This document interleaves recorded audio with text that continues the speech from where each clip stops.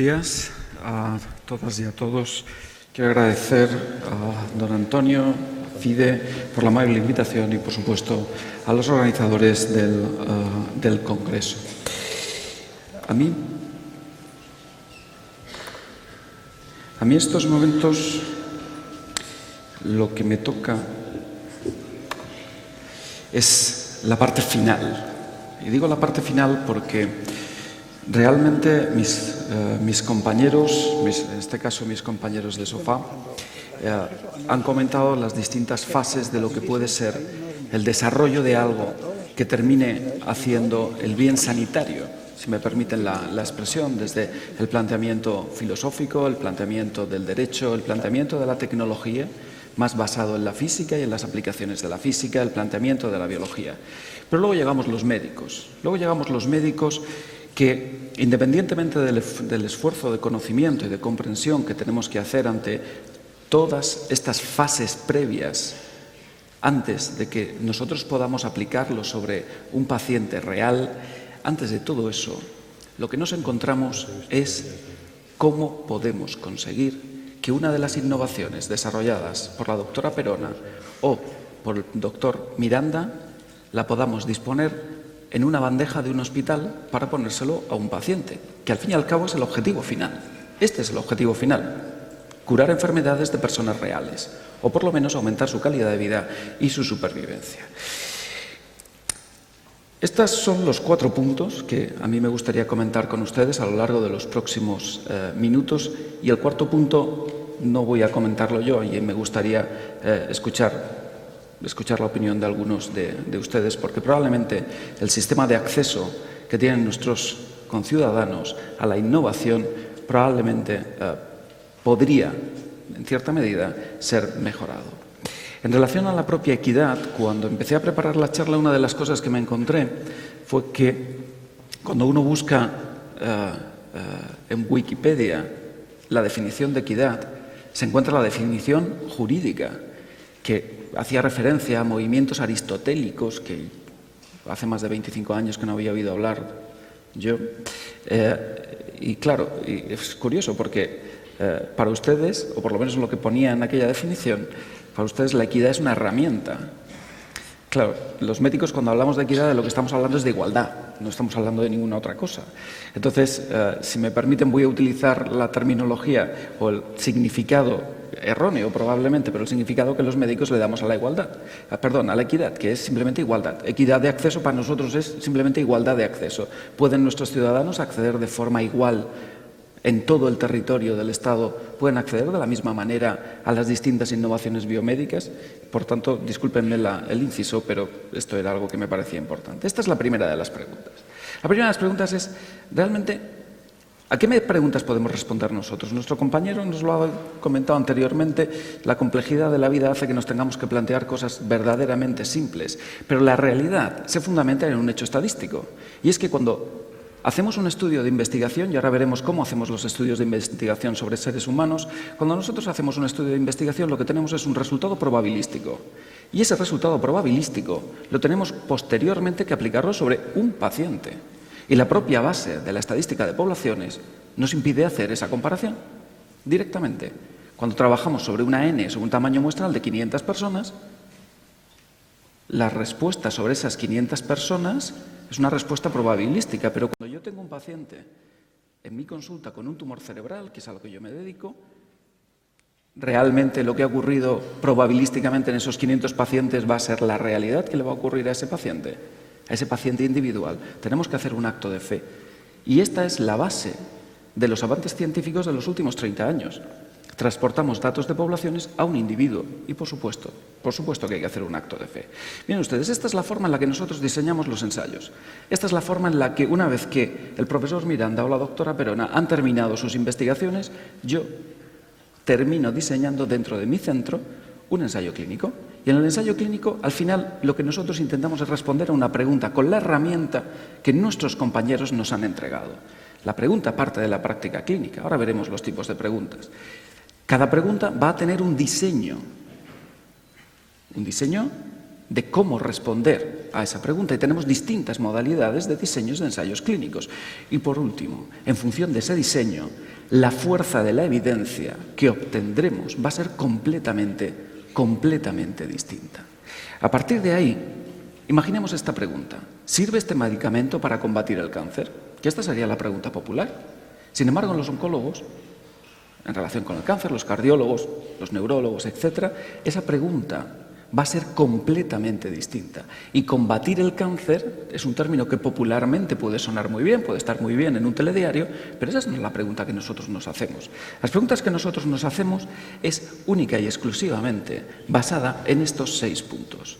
¿Qué es lo que tengo que hacer? ¿A quién? ¿Cómo? ¿Por qué? ¿Dónde? ¿Y cuándo se lo debo hacer? Y diseñamos un protocolo con las herramientas, con los medicamentos, con los nuevos medical devices que nuestros compañeros nos entregan. Tenemos que hacer un diseño, un protocolo sobre el cual tratar a un grupo de pacientes determinado para responder a esas preguntas. Evidentemente, a nosotros nos encantaría entregarles a nuestros compañeros del ámbito de la regulación, a nuestros compañeros del ámbito del derecho, al paciente, sobre todo, una respuesta que tenga estas características. Que la respuesta sea incuestionable, que esté documentada, objetiva, que exista una relación causa-efecto reproducible, predecible y cuantificable. Pero la realidad es que no podemos. Esa es la realidad. No podemos entregar una respuesta que sea capaz de entregar todas esas características. Es absolutamente imposible. Sin embargo, eso lo podemos transportar a los niveles de evidencia. Y dentro de los niveles de evidencia, ahí sí que empezamos a trabajar sobre el gran enemigo de la ciencia clínica. Y el gran enemigo de la ciencia clínica son los sesgos, la probabilidad de explicar un resultado a través de un error. Y este es el gran peligro que tenemos.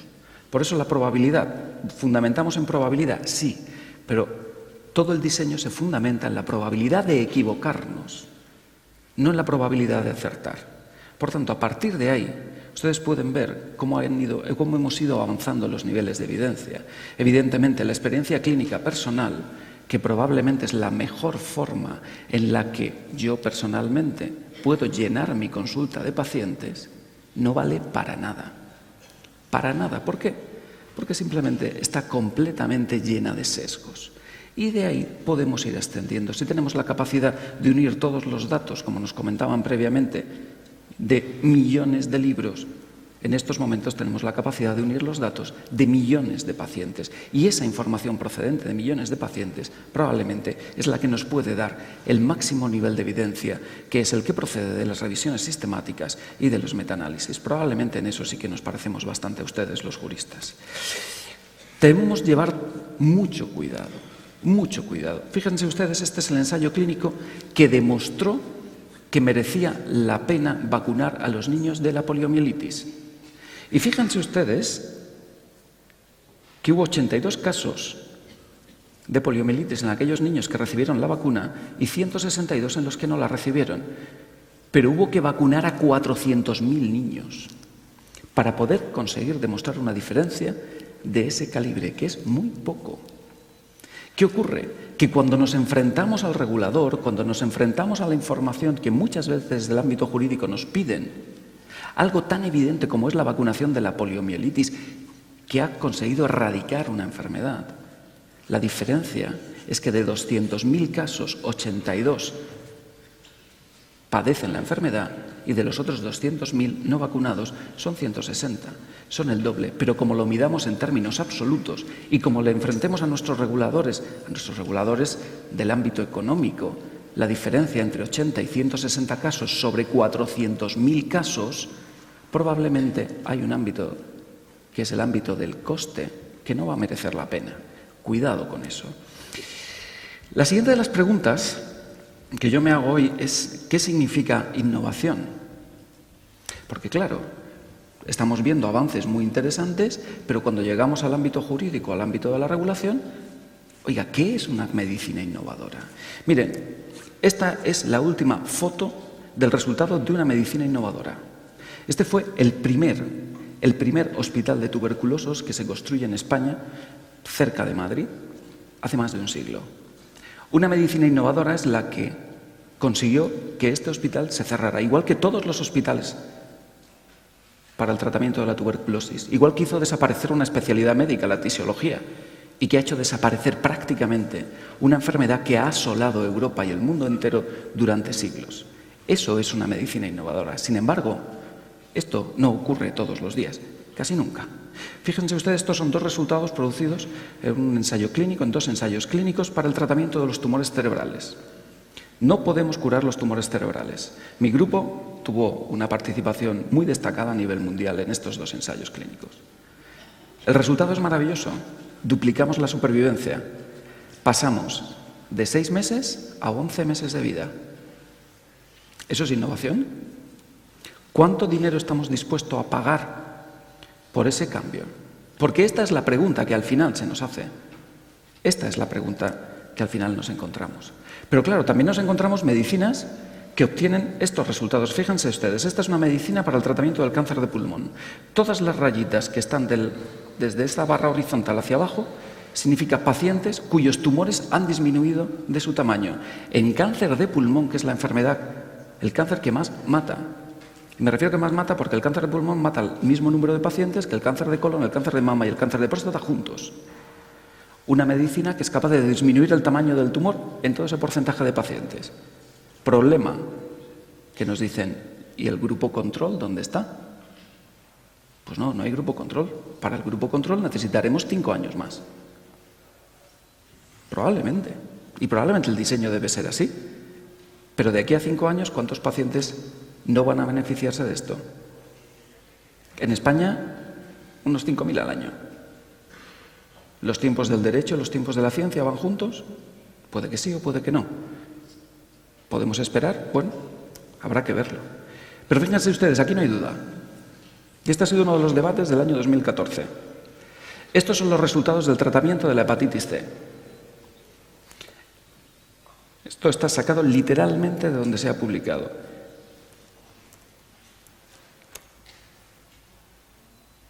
Aquí tienen ustedes los porcentajes de curación. Entre paréntesis. 99% de curación. Esto es un avance de la misma envergadura que el tratamiento de la tuberculosis hace 70 años. Idéntico.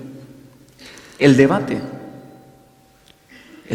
acerca del precio, simplemente desde el punto de vista médico, seguro que desde el punto de vista de la sostenibilidad es súper importante, no lo cuestiono. Desde el punto de vista médico, el debate sobre el precio de un tratamiento que cura al 99% de los pacientes que van indefectiblemente a morir todos es nauseabundo. Y ahí es donde el derecho y la medicina probablemente tienen que estar por encima de cualquier otro tipo de interés. Estos son otros parámetros que se pueden incorporar dentro de este tipo de debate y al final nos encontramos siempre con cualquier innovación demostrada, que es una innovación que cura el 99% de los pacientes, que tiene un desarrollo tecnológico incuestionable, donde hemos dado todas las respuestas, nos encontramos con un problema de acceso. Ese problema de acceso probablemente desde el ámbito regulatorio está completamente resuelto. Estos son los pasos, es una regulación a nivel central, a nivel europeo se pasa a nivel nacional y a nivel nacional una comisión decide, oiga, pues sí, este fármaco se puede comercializar en España, no hay ningún tipo de problema, lo cual está muy bien, pero este país está descentralizado. Lo cual es estupendo, y nadie lo cuestiona, o yo por lo menos me parece que está bien.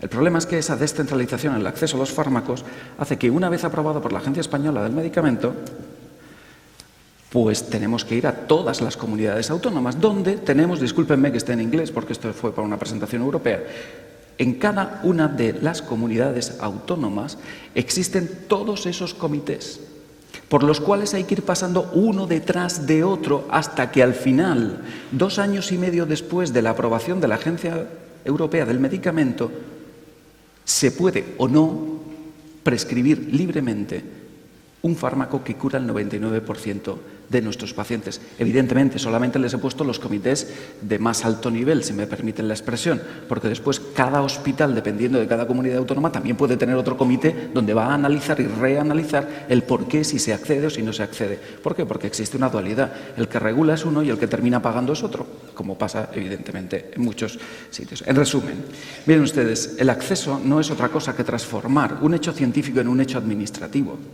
Eso es el acceso, nada más. Conceptualmente es eso. El problema es que la posibilidad de transformar un hecho científico en un hecho administrativo no siempre es capaz de reflejar todos los matices ni del hecho administrativo ni del hecho científico. La innovación biomédica, al fin y al cabo, no es algo que sea absoluto, está vinculado a cada patología. Hemos visto aumentar 6 meses la vida de un paciente con un tumor cerebral, con la supervivencia que tiene de media un paciente con un tumor cerebral, probablemente es innovación. Curar al 99% de los pacientes con hepatitis C probablemente también es innovación. En cualquiera de los casos necesitamos coordinar acciones no solamente de la ciencia, sino acciones, al fin y al cabo, entre los médicos, los científicos, los juristas y el regulador para conseguir que al final el objeto central de todos nosotros,